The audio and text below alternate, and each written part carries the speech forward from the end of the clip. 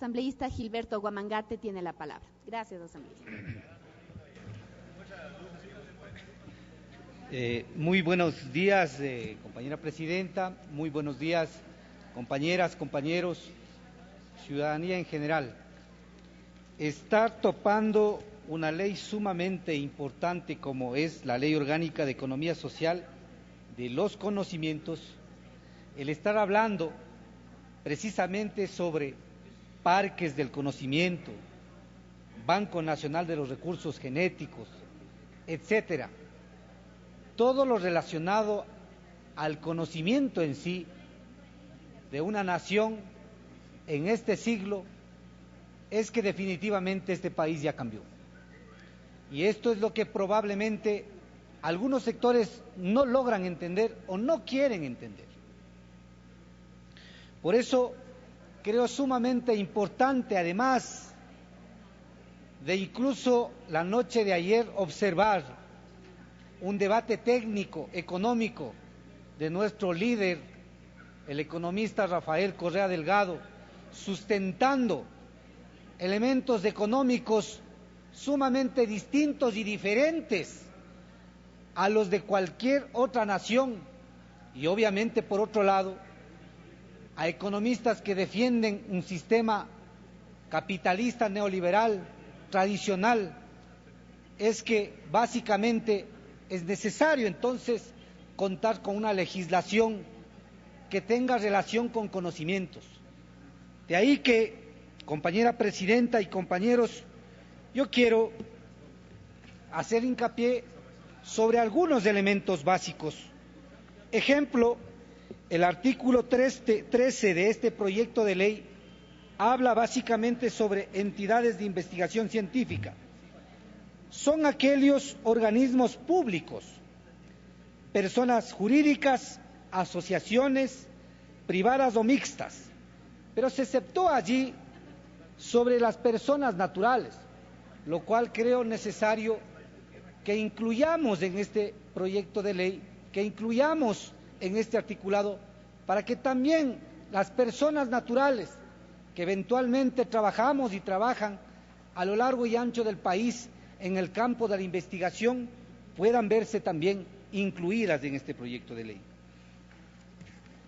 Por otro lado, en el texto de todo el proyecto debe aclararse si se trata de una confusión de términos o se trata de términos distintos, puesto que en algunos casos se refiere al Sistema Nacional de Ciencia, Tecnología, Innovación y Saberes Ancestrales, y en otros se refiere a la ciencia, tecnología, innovación y conocimientos tradicionales.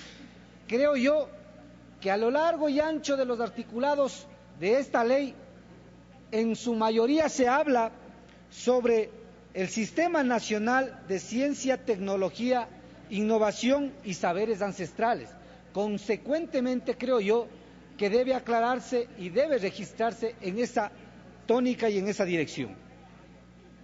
Por otro lado, en algunas partes de este texto, desde mi punto de vista, al referirse del Sistema Nacional de Ciencia, Tecnología, Innovación y Saberes Ancestrales, se está eliminando la última parte, es decir, lo relacionado a saberes ancestrales. Hay que tener un texto homogéneo, puesto que en algunas partes consta completo el nombre del sistema, en otro no se considera lo mencionado, y en los otros casos se lo cambia por conocimientos tradicionales. Este es un elemento que creo que hay que aclararse, compañera presidenta y compañeros de la comisión. Luego también en el artículo 17 se habla sobre los espacios para el desarrollo del conocimiento y de los ecosistemas de innovación, y se determina con claridad el punto 1, 2, 3, 4, 5 y 6. Se habla de los diferentes parques tecnológicos, y allí vale la pena también recordar que es en este gobierno de la Revolución Ciudadana que precisamente se empieza recién a hablar por lo menos de algunos parques eventualmente reconocidos hoy ya a nivel internacional, como es el caso del Yachay. Pero es necesario también en este contexto considerar sobre todo el tema de los lugares sagrados y los lugares ancestrales. ¿Por qué? Porque lamentablemente decimos para los pueblos indígenas, para las nacionalidades, el conocimiento es oral, ciertamente. Esto en el ámbito de la ciencia, de la tecnología, incluso de la realidad nacional del país, en muchas ocasiones no es reconocido. ¿Por qué? Porque solamente se da prioridad o solamente se reconoce a lo escrito. Se ha dado valor entonces a lo que se encuentra en letra, pero no así a lo que está contemplado en el conocimiento oral, que es prácticamente el sustento y el pan de todos los días en el caso de los pueblos y nacionalidades. De tal forma que es necesario también considerar como uno de los espacios para el desarrollo del conocimiento y se considere entonces aquí en este artículo a los lugares sagrados y ancestrales para el caso de los pueblos y nacionalidades. Asimismo, es necesario tomar en consideración en el artículo 57, compañera presidenta y compañeros, en lo referente a los fondos destinados a proyectos de investigación. Creemos que es sumamente necesario incorporar allí un inciso que tenga relación básicamente con lo que también hace mención en este texto referente al tema de los saberes ancestrales, de tal forma que se vean incluidos o nos veamos incluidos los pueblos, las nacionalidades de nuestro país. Finalmente, compañera presidenta y compañeros, creemos que también en el artículo 89 se debe reconocer en lo concerniente al conocimiento generado a partir de la biodiversidad.